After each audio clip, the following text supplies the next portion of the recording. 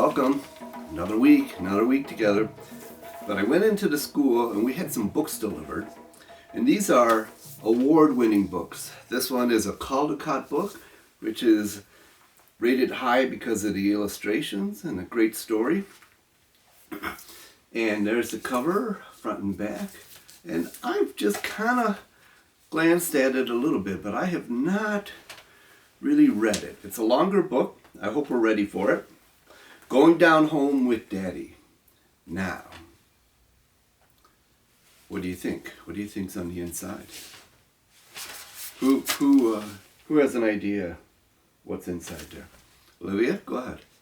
You think it's the same? Carissa, you think it's different? How do you think it's different? Yeah? Cam, what do you think? You think the same or different? Well, here's what it looks like. Now, I don't know. I haven't looked at the back side. What do we think? Same or different? Shh. Take it off. It's exactly the same. You ready? You ready for this book? It's the first time I read it, so if I make some mistakes, please bear with me, as they say. It's Going Down Home with Daddy, written by Kelly Starling Lyons, illustrated by Daniel Minner. You ready, buddies?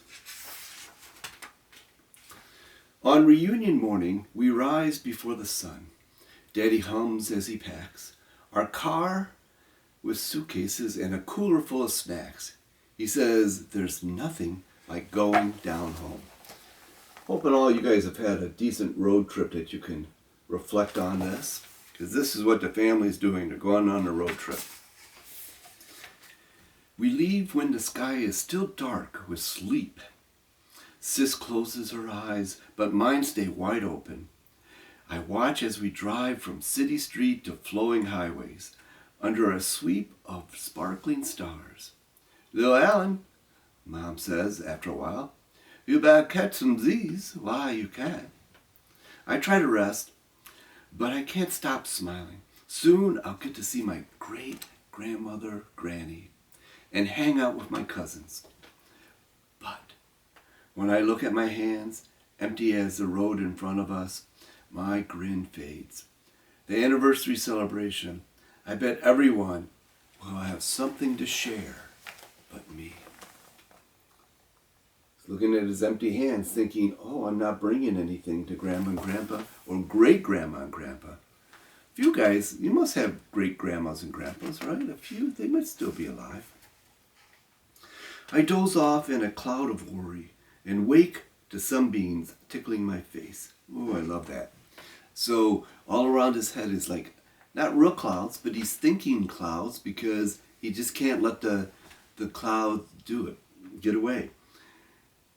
I squint and I see a familiar John Deere tractor and a gray silo standing at attention. Almost there, Sis and I sit up straight as pines when we see Granny's wood frame house. You guys seen the pine trees outside your house? They're straight up. Have you ever sat straight up like that? Maybe I should start doing that. She's right where we left her after our last reunion, scattering corn for her chickens like tiny bits of gold. There she is, Sis shouts. Now look at those chickens. Are those chickens kind of neat? They almost look like peacocks in a way, don't you think? Claire, what do you think? Do you like those chickens? I like how the mama, the grandmother, looks like a real person, but the chickens are kind of like cutouts. Look at that dress. Oh, Grandma's got a cool dress. Granny spreads her arms wide and wraps us both inside. My, she says, and showers our cheeks with peppermint kisses. I miss you so. All afternoon, a parade of families come home. Grandma Loretta and Grandpa James, aunts and uncles, and more cousins than I can count. Got a head just like your daddy, Uncle Jay teases me. Daddy's eyes twinkle. Now I know you're not talking about our heads. Can't take 'em anywhere, Grandma Loretta says. How many of you guys do that? When you get together, your families tease you a little bit. Make fun of the shape of your head, say you look like Daddy or not look like Daddy. While the grown-ups catch up, we cousins run to the fence to visit Granny's cows and goats. You doing something for a celebration? Isaiah asks Sis. Singing Grandma's favorite song, His Eyes is on the Sparrow. She says, how about you? Reading Mother to Son by Langston Hughes. Langston Hughes is a famous poet. I make a scrapbook in Grandma's favorite color of blue, Devin says. I got something, little Alan. You got something? I kick a stone and my eyes start to burn. Ready for a tractor ride? Sis asks, saving me from having to answer. Poor Alan doesn't have anything, so now he's gotta be kind of sad because people are singing and doing things for Grandma.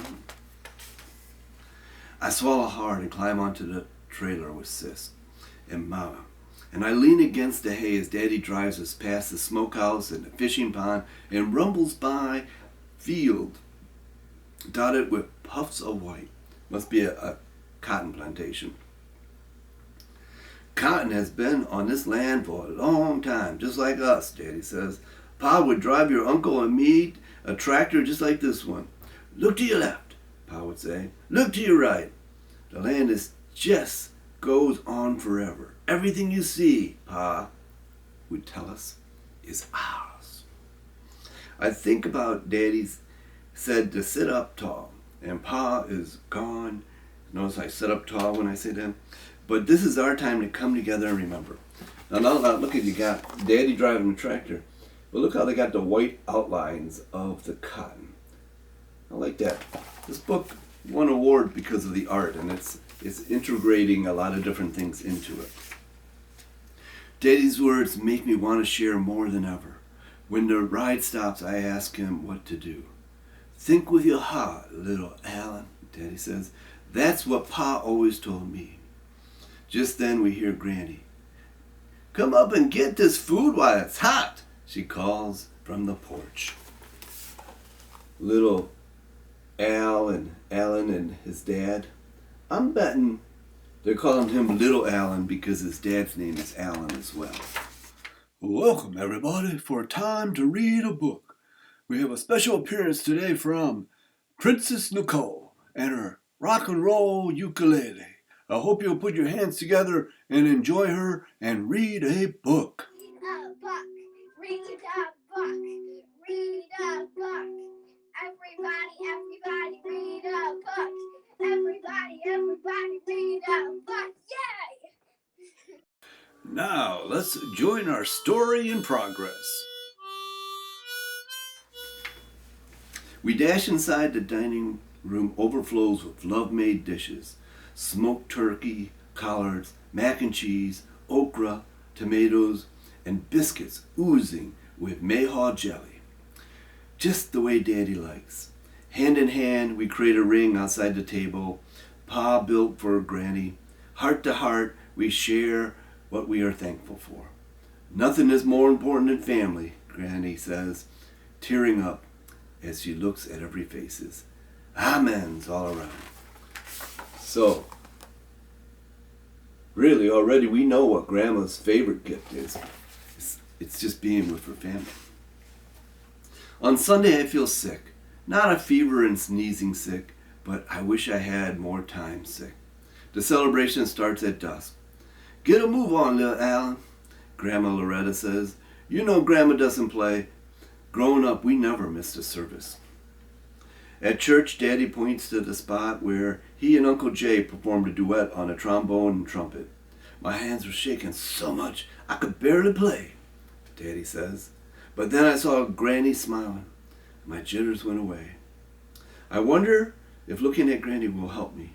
But when our eyes meet, all I can think about is being the only kid with nothing to say. So you remember when you guys would do concerts and you'd be nervous and you'd search out the audience and then you'd see your mom and dad and then you no longer were worried? After service, we head back to Granny's and change into our reunion t-shirts. Generations of family smile from every wall. Mama, Sis, and I peer at the black and white pictures of Pa and Granny. Their eyes brave and bold remind me of Daddy's. You have their eyes too, Mama says. And that's when it comes to me. I think about everything I see, when I'm here. I think about the tractor ride and Daddy's stories. I think about walking in Pa's and Granny's footsteps and our people and Native people long before. I think about the collected treasures from our land, and I lift my head to the sun. So you see this picture right here. When he goes into the room, he kind of sees all the relatives along the wall. And I'm sure a lot of you guys at home have pictures of your grandma and grandmas, and sometimes there's a little picture here or there of great-great-grandmothers. Just before satin night falls, we sit outside on the porch. Metal lawn chairs, it's celebration time. Our people were stolen from Africa and shipped to this continent in chains, Daddy says, but no one could lock away their dreams. They dreamed on this land during slavery. They dreamed on this land as they made their way out, no way, and fought Jim Crow. 75 years ago, a farmer and a teacher bought this land. Daddy gazes at Grandma, and look at us now. So Grandpa was a farmer, but Grandma must have been a teacher. Isaiah's poem gets everybody nodding, and then I step forward.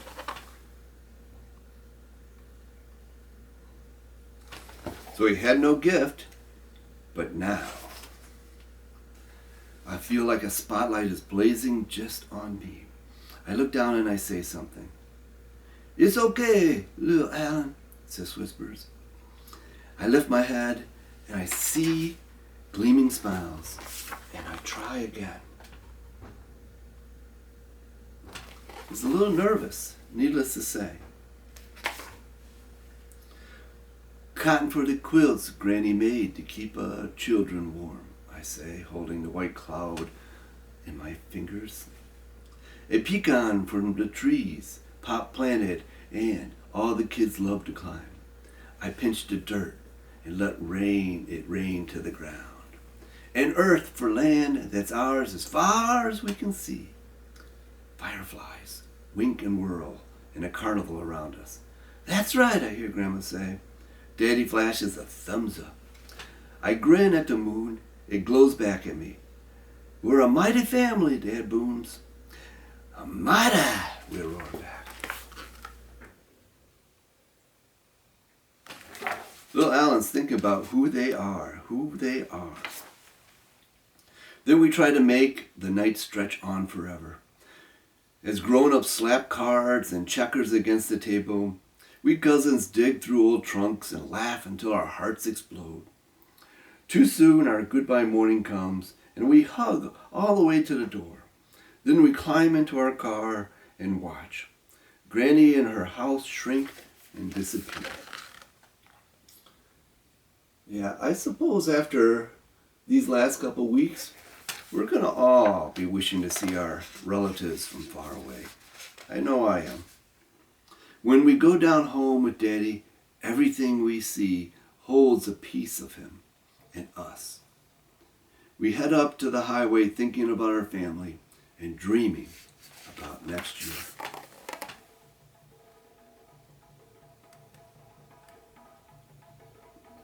You know, I think it might be a good fun thing to do is when you get together with your family, well, even when you're sitting home with your mom and dad, maybe ask them, like, what was the beginning? What was, like Nathan, ask your grandpa. I know he teases you sometimes, but I'm sure he loves you.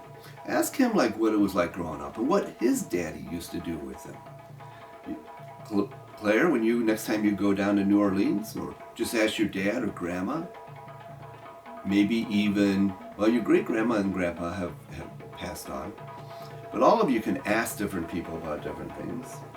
Madeline, you got family all over the place. I bet you could ask them stories about what it was like when your mama was a little girl, right? Finn, you've got stories all over the place. You got Bram, you got lots of things. You guys have lots of time to sit around and tell stories. Chris, I'm sure you got some Long Lake stories. Olivia, you got families in different directions. Oh well, how do we like this story? Good or bad? Bad, good. I love this story. First time I read it, I really enjoyed it. I'm going to be reading it to other kids.